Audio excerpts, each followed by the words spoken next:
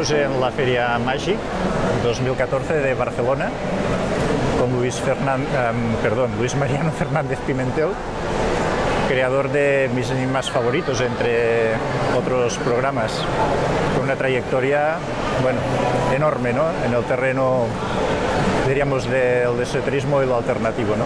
Muy buenas, Francis, es un placer estar contigo y con toda la audiencia de tu programa.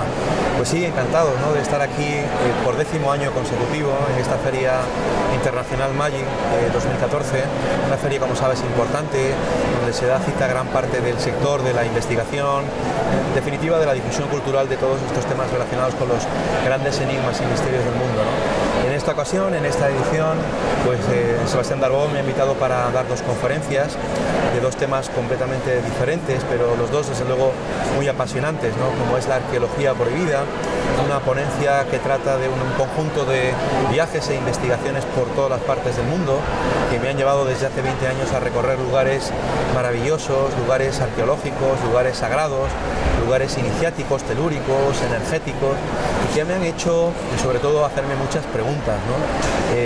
Siempre digo que el buen investigador no es el que más respuestas tiene, sino el que más y mejores preguntas se hace, ¿no? Yo me he hecho muchas de ellas y a través de mis programas de televisión, de radio, también en colaboraciones con prensa escrita, pues esas preguntas las he lanzado en voz alta y junto con todos los amigos que han seguido mi trabajo, pues también ellos se las han hecho, ¿no? Preguntas como, nuevamente, quiénes somos, de dónde venimos, hacia dónde vamos, quiénes construyeron todas esas edificaciones, templos, complejos arqueológicos que se remontan muy atrás en el tiempo, y viene siendo una bofetada a la arqueología oficial, a la historia oficial, y que yo entiendo que la historia está mal escrita, hay que reescribirla, es mucho más antigua de lo que la historia oficial afirma. Y una segunda conferencia que he venido a dar en el Magic es sobre las caras de Belmez, un asunto que he tenido la suerte, el privilegio de conocer en profundidad. Yo era un adolescente cuando fui por primera vez a ese pequeño pueblo de la Sierra Mágina de Jaén, la Sierra Mágica, como muchos lo llaman, y encontrarme ante un fenómeno real, ante un fenómeno inaudito, ante un fenómeno único en el mundo, donde en una pequeña casa humilde de pastores se ha venido manifestando desde hace 43 años, ahí es nada, lo imposible, ¿no?, el milagro. Rostros de piedra que miran desde quién sabe dónde a todos los visitantes que se han ido acercando a esa casa para contemplar lo imposible. Belmez como una auténtica meca del misterio. 2 asuntos, como puedes ver y como pueden ver, completamente diferentes, pero realmente interesantes, apasionantes, donde la ciencia oficial, pues que de vez en cuando ha entrado, sobre todo en las caras de Belmez, no ha podido dar una respuesta satisfactoria.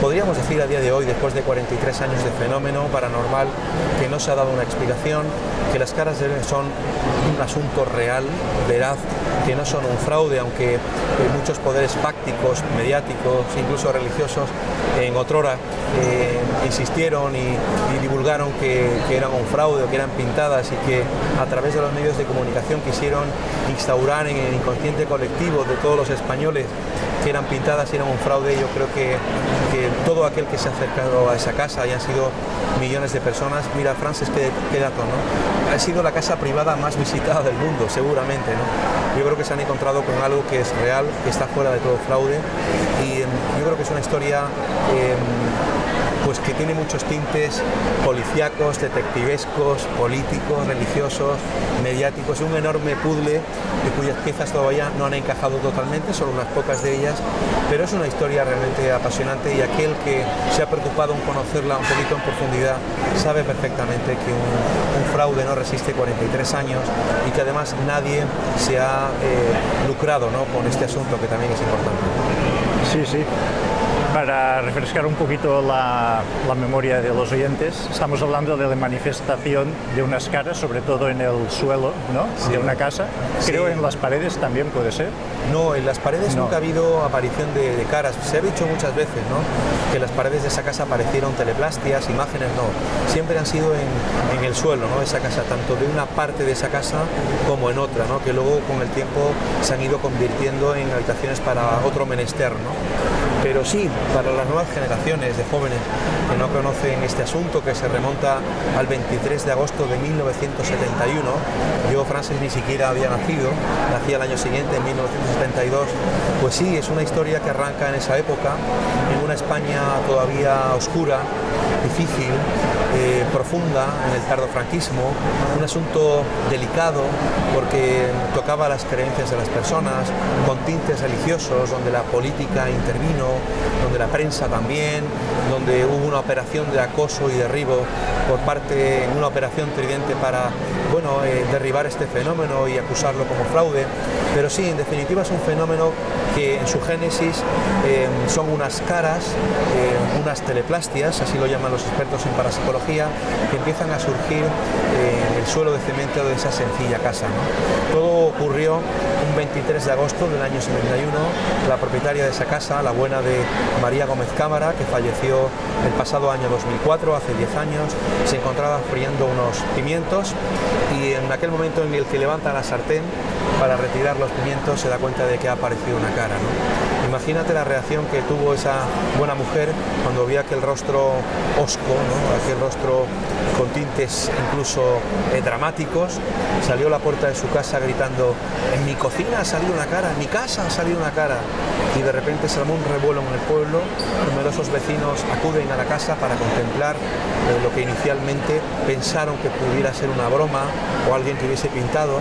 Y sin embargo, María siempre intuyó que aquella cara nunca fue pintada por nadie, sino que aquello había surgido de ahí, de la nada, hecho por alguien invisible, y ella se asustó muchísimo, hasta que horas después su hijo Miguel Pereira llega de trabajar del campo, llega a casa y se encuentra con aquella cara, esa silueta en el suelo, ¿no? Él piensa que es una broma de alguien, una macabra broma, y a golpe de pico arranca aquella primera cara.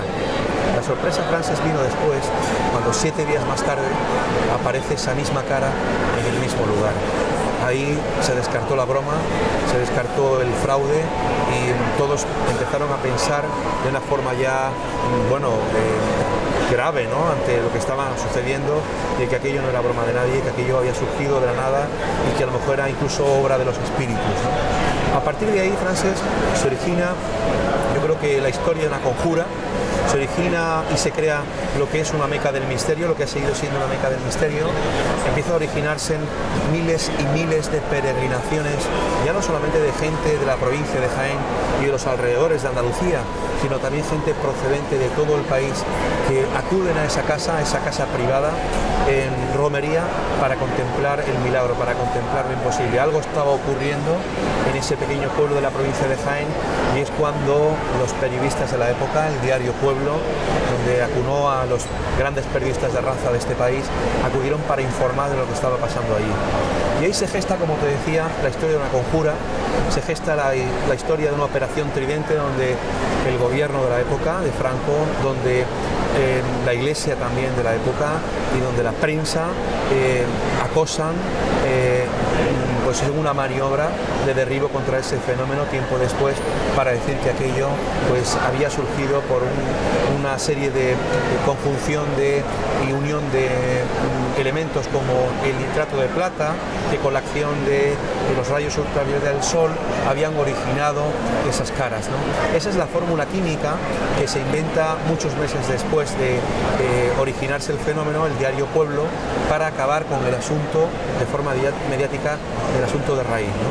Pero antes, en el tiempo de que se acabara mediáticamente con el asunto, intervino también bueno, pues la Iglesia declarando y manifestando que aquello no tenía nada que ver con Dios, que aquello no tenía nada que ver con la divinidad, que aquello era un producto del demonio, ahí es nada.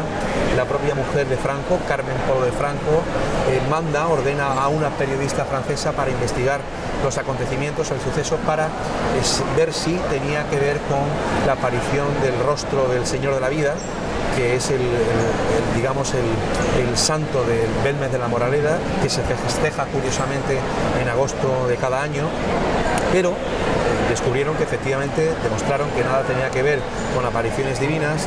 Intervino también, recuerdo, a petición del alcalde y a petición de la propia presión popular, de hacerse un precinto notarial, el primer y creo que único precinto notarial de un fenómeno paranormal en España. Se precinta esa cocina, el lugar, durante 3 meses, y claro, cuando se levanta a los 3 meses ese precinto, el juez de Huelma, la localidad hermana y la localidad, digamos, al lado de Belmez, pues no sale de su asombro cuando levanta ese precinto y ve que efectivamente no solo han surgido caras nuevas, sino las que habían girado su mirada a 180 grados. En ese momento es cuando notarialmente se da acta y fe de un fenómeno paranormal, y es cuando empieza a haber una preocupación más importante, ya no solo a la sociedad, sino a nivel político y a nivel también eclesiástico. Algo está ocurriendo allí incomprensible y que la ciencia tiene que investigar, ¿no? Es a partir de ese momento cuando entra en escena don Germán de Argumosa, parapsicólogo, filósofo, también de alguna forma encomendado por los políticos de aquella época, por el propio incluso Franco, para que les montase el fraude, si lo hubiera, en aquella cocina, en aquella casa. No solamente no lo desmontó, sino que salió convencido de que el fenómeno paranormal era auténtico, y además no solamente se aparecían caras, sino que las caras hablaban. Y es ahí cuando en España empieza a sonar el término psicofonía. Don Germán de Argumosa empieza a grabarlas, se empiezan a registrar en los magnetofones de cinta abierta, de bobina abierta de aquella época, sonidos de gritos, de gente pidiendo auxilio, de niños gritando como dentro de una cueva, palabras obscenas, palabras que remontan a un pasado oscuro, ¿no?, de esa casa. En definitiva, pues se empiezan a crear comisiones de investigación, se empiezan a llevar incluso alumnos de la Facultad de Filosofía que dirigía Germán de Argumosa para experimentar con ellos. Periodistas de muchos medios se acercaron al pueblo para informar de lo que estaba ocurriendo, y en definitiva, pues el pueblo de Belmez, así como toda la sociedad española, estaba siendo golpeado y abofeteado por un fenómeno paranormal que se escapaba a la ciencia y a la comprensión de todo aquel que iba a visitar la casa. Y a partir de ahí, Frances, son 43 años de historia, de evolución de un fenómeno que se ha ido transformando, desapareciendo, apareciendo. Han corrido ríos de tinta sobre este fenómeno en todos los medios de comunicación, y además sigue siendo un poco base para los estudiantes de la Facultad de Periodismo, donde se habla de todas aquellas miles de tiradas que se vendieron del diario Pueblo y de cómo, del eco social que tuvo, la repercusión social que tuvo en aquella época este asunto incómodo de las caras de Belmez. Luis, una de las primeras cosas que hacemos las personas para tener una primera impresión de un fenómeno es acudir a la Wikipedia, donde se da cuenta de hasta 3 componentes químicos que presuntamente forman parte de esas caras. Así como ha habido un parapsicólogo evaluando este tema, ¿ha ido alguna vez un químico? ¿Se ha analizado químicamente? Claro, obviamente. En estos 43 años ha habido análisis químicos por parte de diferentes instituciones, algunas de ellas institucionales y públicas. Por ejemplo, hace muchos años se llevó una piedra, hay un rostro en esa piedra que le llaman el Pelao. Estoy seguro que muchos de tus espectadores que conocen el tema ya están visualizando esa imagen. Es una imagen de un señor mayor. Esa piedra se arrancó del suelo, desde hace muchos años está colocada en donde está la chimenea de la casa, y esa piedra fue llevada al Instituto de Mineralogía y Hidrología de Valencia, dependiente del CSIC, donde fue investigada y no se encontró ni nitratos de plata, ni ninguna sustancia, ni resto añadido que pudiese provocar aquella imagen. Ese fue el primero de los varios análisis que ha resistido y tenido ese suelo, donde no se ha encontrado nunca absolutamente nada. Muchos negadores del fenómeno precisamente han afirmado esto. Bueno, es que se le han hecho análisis químicos y ha revelado... No, esto no es cierto. Todos los análisis químicos que se han hecho sobre el suelo, el último realizado por el equipo del compañero Iker Jiménez en Cuarto Milenio, para averiguar si efectivamente en esa figura del Pelao, extrayendo muestras, había algún tipo de resto añadido, pintura o nitrato de plata, y el análisis fue claro y público a través de su programa. No se ha encontrado ningún tipo de sustancia que pueda producir pues esos rostros y esas caras, ¿no?, en definitiva. Por tanto, no nos encontramos, Frances, ante un fraude, porque pregunto, ¿qué fraude? No existe 43 años, ¿no? Entonces, no se sabe cómo se han hecho, cómo se han producido, no se sabe quiénes son, al menos gran número de ellas, esas caras, y por qué se aparecen. Esas preguntas a día de hoy seguimos sin poder responderlas, aunque algunas de ellas creemos haberlas identificado en una investigación que acometimos Iker y yo y que plasmamos en un libro, Tumba sin nombre, un misterio, una tragedia, una investigación en la que nos remontaba a un pasado oscuro de nuestra historia española, como es la Guerra Civil, y donde pudimos averiguar que parte de la familia de María Gómez Cámara, la propietaria de la casa, murió en un lugar muy remoto, muy lejano, en la sierra de Andújar, en Jaén, en la provincia de Jaén, en el año 36 y 37, en plena Guerra Civil, asediados en ese lugar por las fuerzas republicanas de la época, y que esas muertes, hablamos de la hermana de María, su cuñado y sus 5 sobrinas, murieron de una forma trágica en el Santuario de la Cabeza.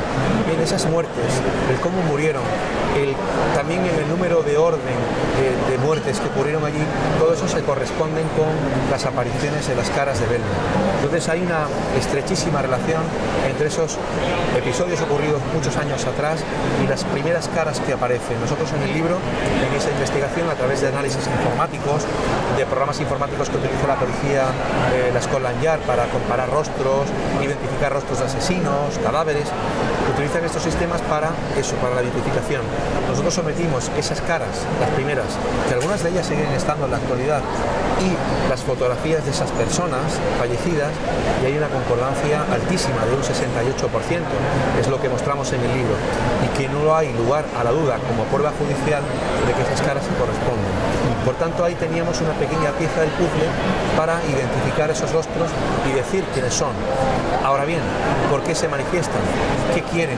¿Qué claman? ¿Tal vez justicia? No lo sabemos. O era la propia psique de la propietaria de la Casa María. Ella era una mujer especial, una mujer medium, una mujer sensitiva, que estoy seguro que estando en vida podía proyectar psíquicamente y producir esas imágenes, esos rostros en el suelo. Pero eso es una pequeña parte de ese gigantesco puzzle, como te decía, ¿no?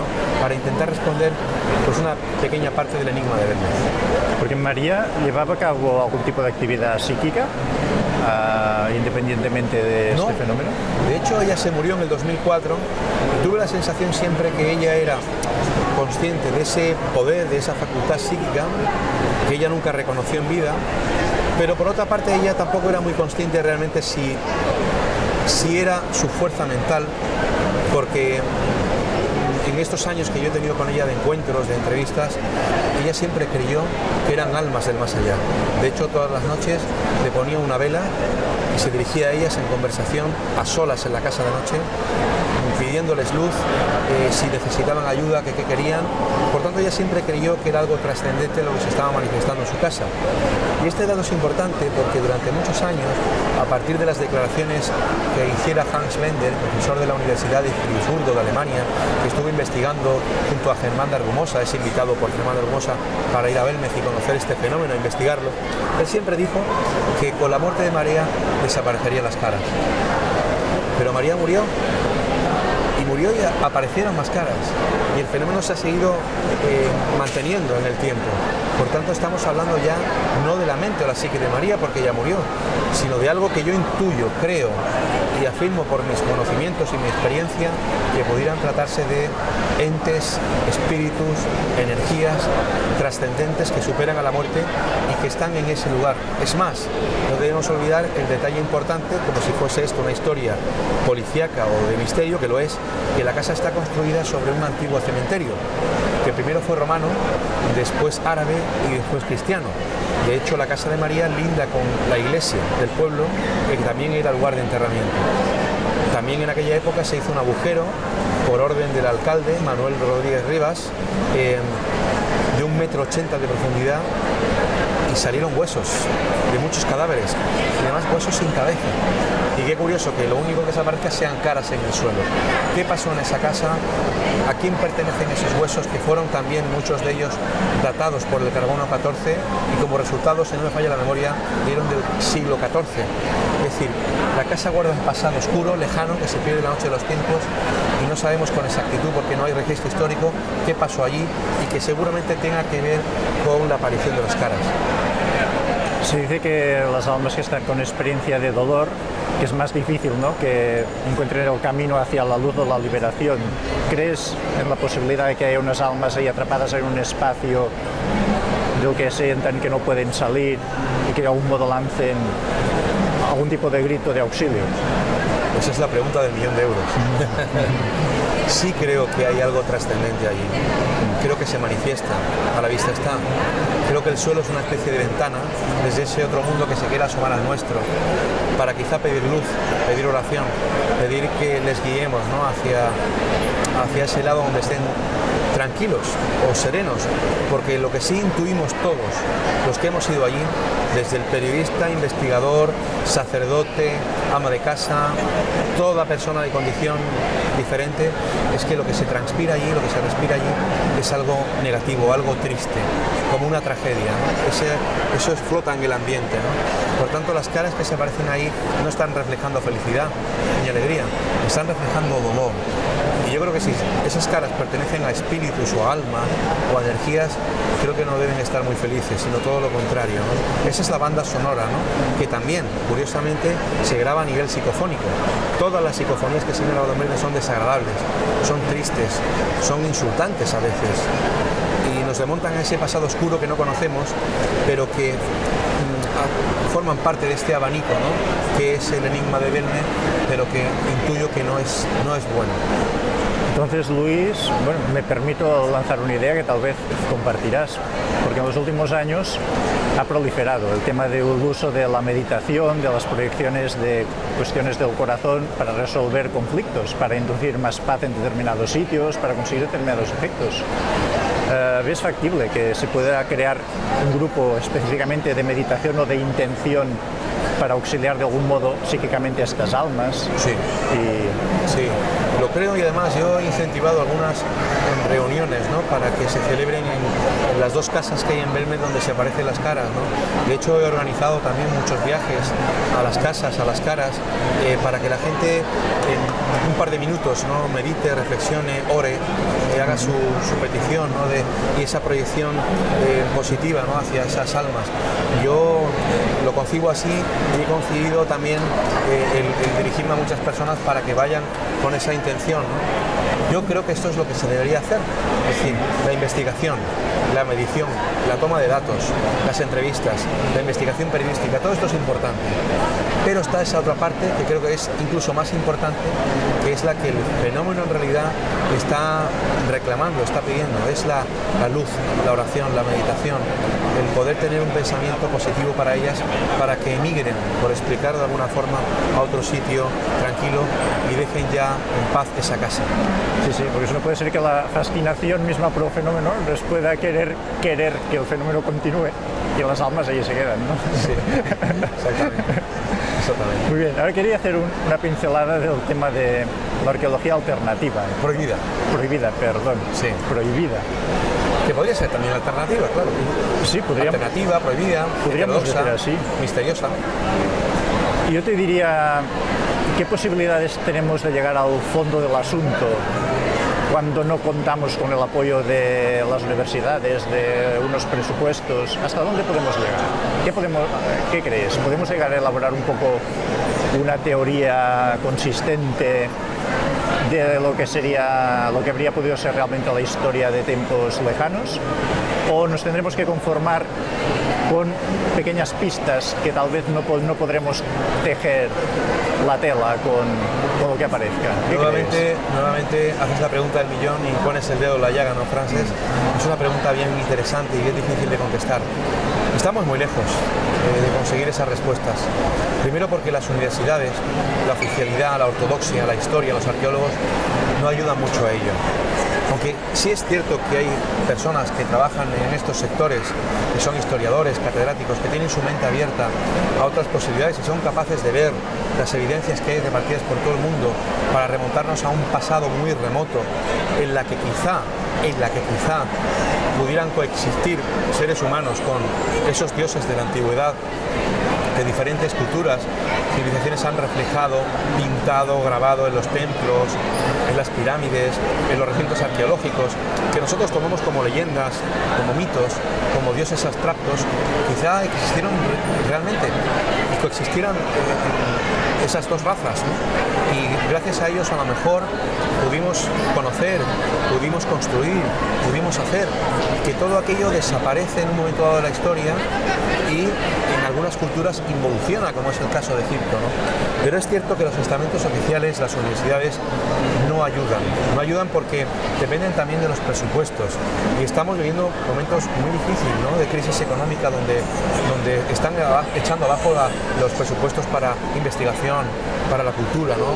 En estos tiempos convulsos donde interesa el dinero, el materialismo, el capitalismo, consumir, la política, nos estamos dejando a un lado lo más importante, ¿no? Que es nuestra cultura, nuestra historia, la filosofía, el pensamiento.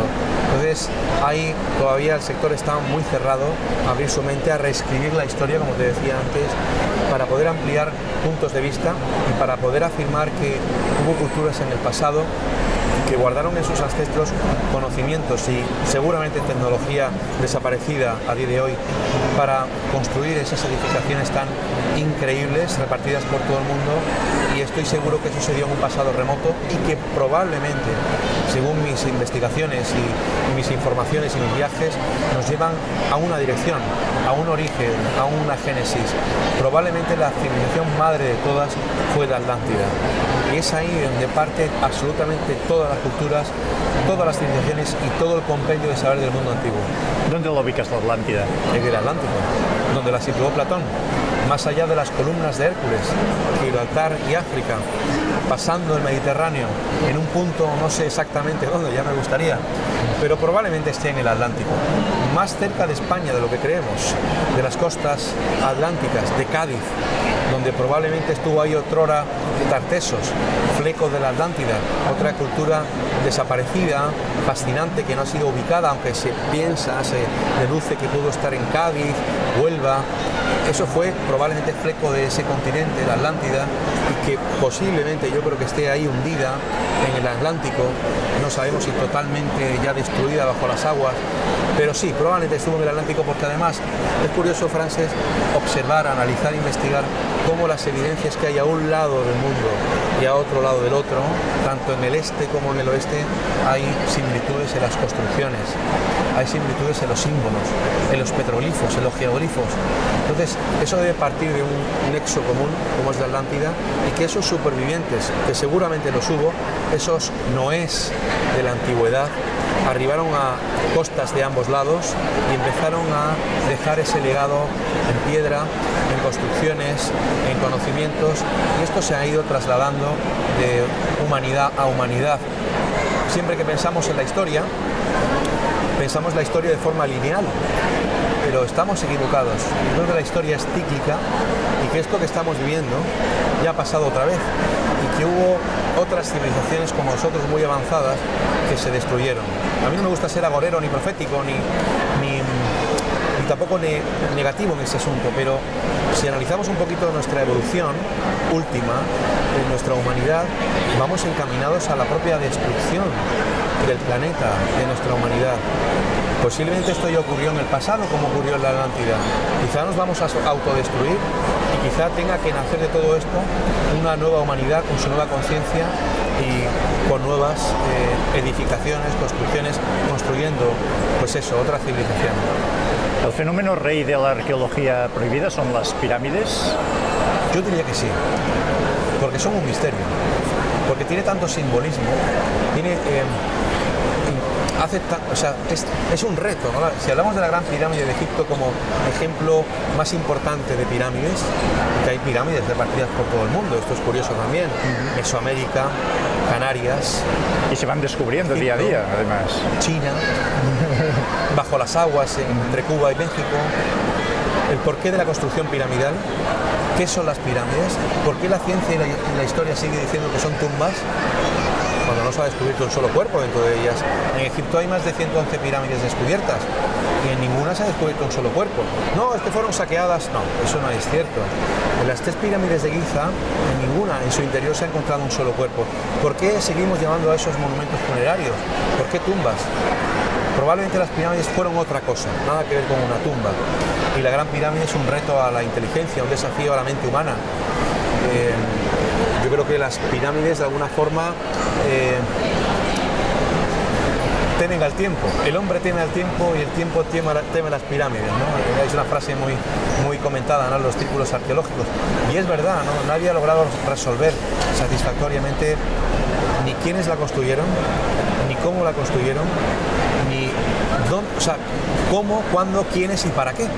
Son grandes interrogantes que siguen estando ahí en el aire y que numerosos investigadores, piramidólogos, arquitectos, egiptólogos dan sus versiones, sus hipótesis, pero ninguna de ellas es convincente, ¿no? Por tanto, yo creo que el mayor ejemplo de arqueología prohibida son las pirámides, pero hay otras muchas cosas más en el mundo, ¿no?, donde vemos esa evidencia de un pasado muy remoto, esa evidencia de esa arqueología que se puede tocar, filmar, fotografiar, que nos habla de una tecnología completamente imposible para la época en que los dicen que fueron hechas y que probablemente estuvieron hechas también con conocimientos muy avanzados para aquella época. ¿Procedentes de quién? ¿Quién sabe si desde ahí arriba o quién sabe si de esa civilización atlante muy avanzada y que por a lo mejor por soberbia, por ha llegado un punto en que, como nosotros en la actualidad estamos autodestruyéndonos, pues desapareció, ¿no? Entonces, Egipto es un ejemplo de involución en cuanto a la historia y en cuanto a esa tecnología, porque no hemos encontrado absolutamente nada, ¿no?, para poder decir, no, es que estuvo hecho con esto, con esta herramienta. No hay herramienta alguna que haya sobrevivido, ¿no?, a aquella época seguramente esplendorosa. Y estoy más que seguro que la civilización egipcia fue mucho más antigua, que se retrotrae en el tiempo a miles de años atrás y que cuando los faraones egipcios comienzan sus dinastías ya estaba aquello hecho. Por lo menos las 3 pirámides de Giza y la Esfinge, que son todo un enigma. Cuando hablamos de que podemos autodestruirnos, que hubo civilizaciones que se destruyeron antes, a ver si estás de acuerdo conmigo que puede ser que un factor que pueda crear escepticismo en este sentido pueda ser la ausencia de elementos, podríamos decir,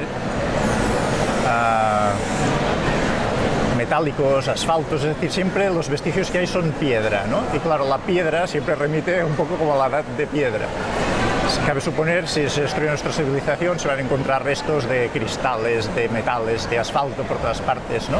Pero nosotros solo encontramos piedra. ¿Es verdad que solo encontramos esencialmente piedra? ¿Y cómo lo interpretas? Claro. Ya que estamos hablando de civilizaciones que podrían haber estado muy avanzadas.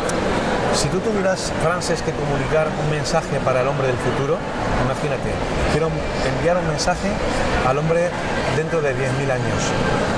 ¿En qué formato lo harías? ¿Cuál sería el formato que resistiría al paso del tiempo? La piedra. ¿El metal, qué crees? ¿No lo resistiría? El metal se destruye, se oxida. Sin embargo, la piedra está ahí. La piedra como elemento transmisor de conocimiento. Y esto lo vemos desde la época de la Edad de Piedra. Los dólmenes, los menhires, Stonehenge es un ejemplo de ello. Pero bueno, hay muchos más. Geoglifos, petroglifos, mensajes en la piedra, mensajes que son universales y muy parecidos de diferentes culturas en diferentes espacios de tiempo. La piedra como transmisor de un conocimiento. Creo que es el mejor formato, el mejor medio para transmitir algo con el paso del tiempo. Es cierto, no hemos encontrado nada, ninguna cultura. Bueno, en Egipto hay una cosa que yo siempre menciono, me llama mucho la atención, en el Museo del Cairo, en la parte de Tutankamón, en su colección, hay un objeto que podríamos llamar ópar, objeto fuera de su tiempo. Y es un cuchillo cuya mitad es de hierro, acero inoxidable y de oro. Es decir, primero en aquella época no había acero inoxidable, no había hierro, eso en primer lugar. Y segundo, cómo fundieron y cómo unieron en un proceso que llamamos electrolisis lo que es el acero y el oro. ¿Cómo se hizo eso? Entonces ahí tenemos un ejemplo de algo fuera de su tiempo y que además en aquella época, en ese lugar, no había hierro, no había acero inoxidable. Como este hay otros ejemplos en el mundo. Hemos encontrado un martillo en un contexto que no había hierro y además al lado de unas huellas de zapatos que tienen millones de años. Yo ponía un ejemplo en la conferencia de Arqueología Prohibida, muchos ejemplos de huellas encontradas en el mundo de zapatos que tienen millones de años, con estudios geológicos, y algunas de ellas al lado de huellas de dinosaurios. Esto es una aberración histórica, es decir, la historia nunca dirá, no, es que el hombre nunca convivió con el dinosaurio, y sin embargo vemos evidencias de que esto pudo ser posible. ¿Te imaginas que hace 65 millones de años el hombre pudo convivir con los dinosaurios? Que vemos en pinturas rupestres, por ejemplo, en el Amazonia de Perú, en abrigos rocosos, hombres cortando armas, dando caza a estos ejemplares, a estos dinosaurios. Esto desde un punto de vista oficial es imposible. Y sin embargo en el mundo hay muchas evidencias de que esto pudiera haber sido así. Pero no hay huella de esa tecnología ni de esas herramientas de las que habla, solo tenemos piedra. Por tanto no sabría responderte el por qué, pero sé que utilizaron herramientas muy avanzadas para hacer esas cosas y que esas herramientas desaparecieron o se las llevaron, quién sabe. Además, el solo hecho de levantar, ¿no?, erigir construcciones con unas piedras absolutamente pesadas, ¿no?, y una piedra en concreto que se ve que existe, plana, que se ve que es el objeto manipulado por el hombre, diríamos, más pesado del mundo, ¿no? Esto ya hace pensar seriamente en intervenciones tecnológicas muy especiales, ¿no? Hablamos de dimensiones y pesos que ni siquiera la arqueología experimental ha trabajado con ellos. El obelisco inacabado de Asuán, otro obelisco inacabado en Baalbek, en el Líbano, los propios bloques de la Gran Pirámide o de otras edificaciones, cómo los cortaban, cómo los subían, y realmente nadie lo sabe, hay muchas hipótesis. Aquí en el MAGIC tenemos a un investigador que intenta demostrar cómo subieron los bloques de la pirámide, y de hecho es muy locuaz, muy sensato, y es muy interesante ver cómo con unas palancas pudieron subir, pero son hipótesis, no está probado, ¿no? Realmente no se sabe. Y es curioso ver cómo otras culturas de la antigüedad, por ejemplo, me voy a la isla del fin del mundo, que es la isla de Pascua, en Chile. Allí, en medio de la nada, hay unos moais, unas estatuas de piedra volcánica de unas enormes dimensiones que fueron trasladadas y nadie sabe cómo. Y si te vas a las antiguas tradiciones y leyendas, cuentan que los Rapa Nui, los habitantes, los naturales del lugar, dice que tocaban una flauta, invocaban al maná y que a través de una especie de telequinesia, por llamarlo de alguna forma, se trasladaban en el aire, ¿no?, los moais. Bueno, son cuentos, son leyendas, pero a lo mejor dominaban algún sistema telequinético, por llamarlo de alguna forma, como lo conocemos hoy en día, de poder trasladar piedras u objetos con el poder de la mente. Estoy ahora mismo imaginando, ¿no?, abriendo esa noble puerta de la condición humana que es la capacidad de soñar, pero quién sabe, Francis, son preguntas sin responder. De vez en cuando vemos por internet hallada huella de un gigante. ¿Qué piensas del tema de los gigantes? Bueno, me recuerda a lo escrito en el capítulo 6 de la Biblia, algo así como: y bajaron los dioses de los cielos y se mezclaron con las hermosas hijas de los hombres, y de ahí nació una raza de la antigüedad llamada los héroes, los gigantes, ¿no? Yo creo que esos gigantes existieron de verdad en el pasado. No sé si eran humanos o eran un mestizaje entre seres extraterrestres o terrestres, no tengo ni la menor idea. ¿Has visto huellas de estas? Sí, y tiendo a pensar que hay evidencias, como las que dices, para creer que hubo gigantes en la antigüedad. Gigantes no de 30 metros, pero sí quizá humanos, quizá seres, mestizajes, que pudieran medir 3 metros. Oye, 3 metros ya es un gigante, ¿no? ¿Por qué no pensar que fuera así? Pero insisto, Francis, son interrogantes sin respuesta, ¿no? Luego también ha habido mucha falsificación, mucho fraude, mucha intención de que esto pudiera ser así. habido fotografías manipuladas en internet de esqueletos de gigantes, ¿no? Que muchos de tus seguidores seguramente habrán visto en internet. Esto es falso. Pertenecía a una exposición de fotografía, un trabajo colectivo en el que falsearon todo eso para hacer una exposición de fotografía, ¿no? Hay que tener mucho cuidado con la información, se da sobre todo en internet, que no tiene un filtro como en una editorial, por ejemplo, que no es una información contrastada. Entonces, cuidado con eso, con esas desinformaciones, porque ayudan, ¿no?, de alguna forma a generar el mito y a creer cosas que no son verdad.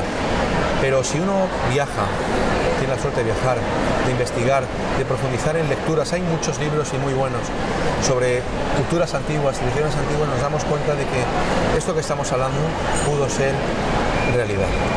¿Tu posición personal en relación con los cráneos alargados? Sí, y ese es un tema muy interesante.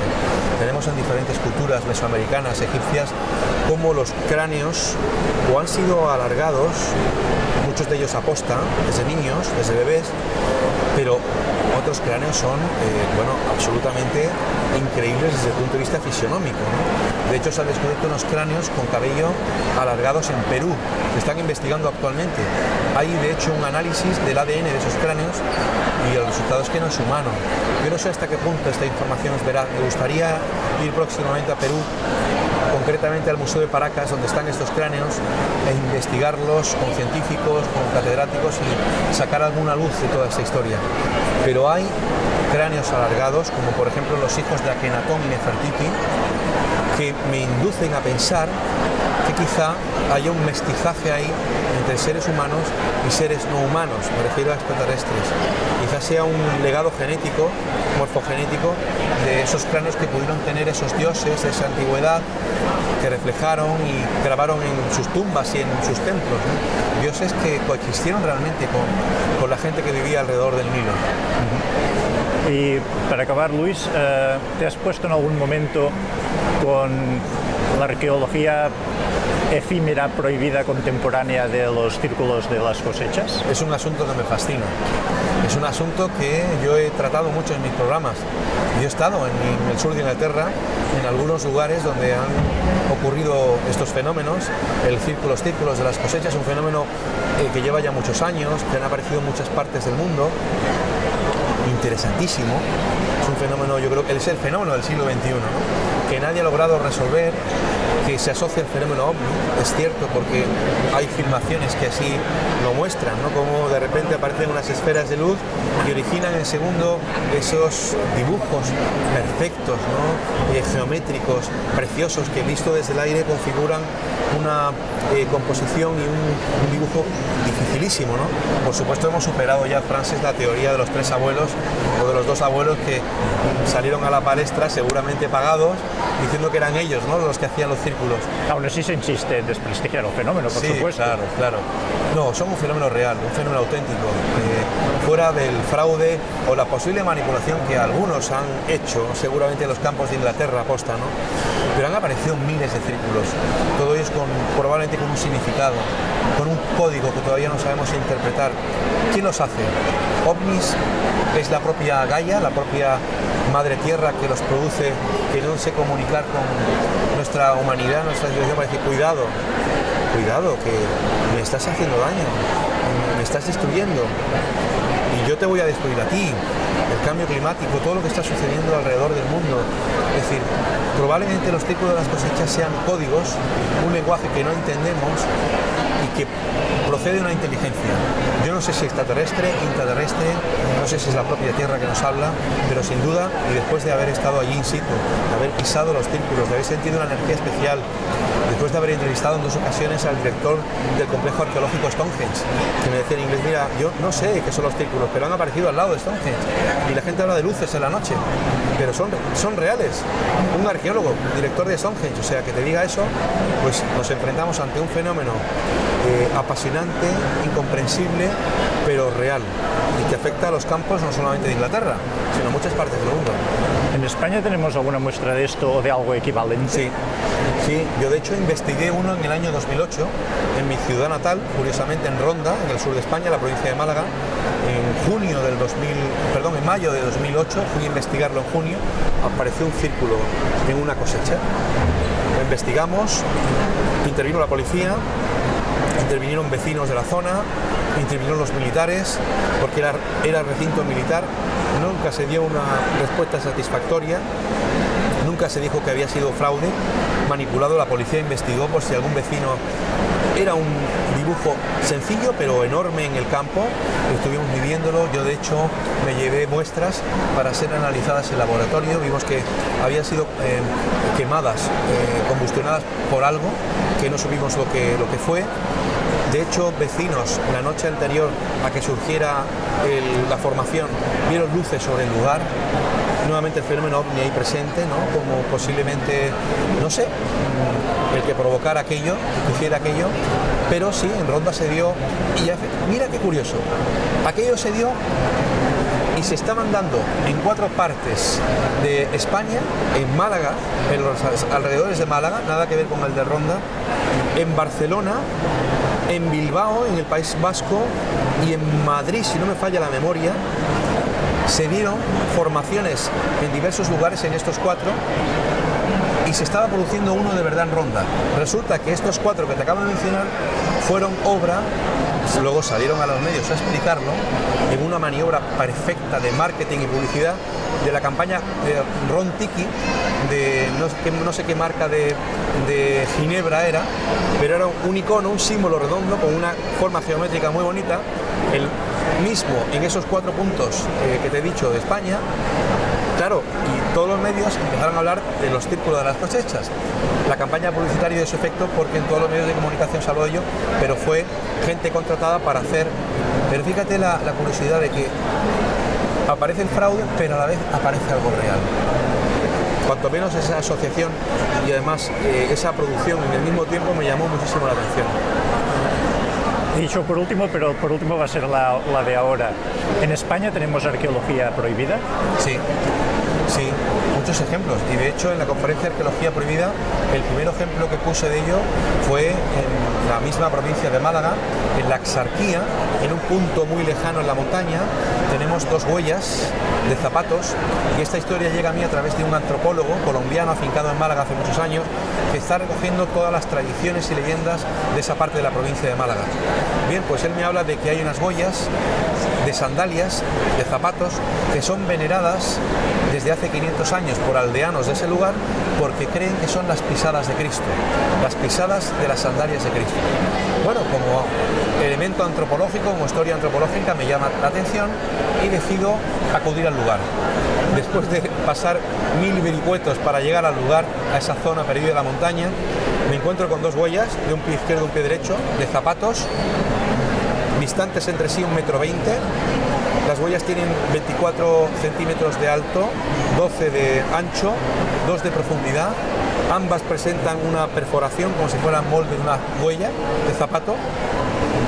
Yo me quedo sorprendido, fotografío, mido, acudo al lugar varias veces, tomo muestras, hago moldes de escayola de yeso de las huellas y me voy al catedrático de paleontología y geología Francisco Serrano de la Universidad de Málaga y le llevo las muestras, no solo las fotografías. Él se queda sorprendido, me habla de huellas, cuando le digo para qué medio trabajo ya se echa un poco para atrás y ya me empieza a hablar de extrañas formaciones, pero cuando analiza la roca en el microscopio es claro, esta roca tiene 20 millones de años y además estuvo bajo el mar. Caray, 20 millones. Y una pregunta que fue clave fue, bueno, Francisco Serrano, catedrático de paleontología y geología, ¿estas huellas se pudieron haber producido una vez petrificada, consolidada la piedra? Y dice, absolutamente no, rotundamente no. Estas huellas, estas formaciones tuvieron que hacerse antes de que la piedra se solidificara. Esto fue hace 20 millones de años y bajo el mar. Luego, ¿ante qué nos enfrentamos? ¿Ante algo que dejó impronta y 2 huellas bajo el mar? ¿O ante una fuente que desconocemos de energía? ¿Ante algo que pasó por allí y dejó impresas sus huellas tiempo después? No olvidemos que si seguimos la corriente oficial, histórica, el ser humano tiene 8 o 9 millones de años y empieza a utilizar calzado hace 25.000 años. Por tanto, ¿quién o qué dejó esas huellas en esas rocas en la provincia de Málaga? Eso es un ejemplo de arqueología prohibida. Pues Hay muchísimo para seguir investigando. Desde luego que sí. Muchísimas gracias, Luis. Ha sido un placer, Franz, estar contigo y con toda la audiencia. Espero que haya Igualmente. gustado, ¿no?, esta entrevista. Seguro que sí. Muchas gracias.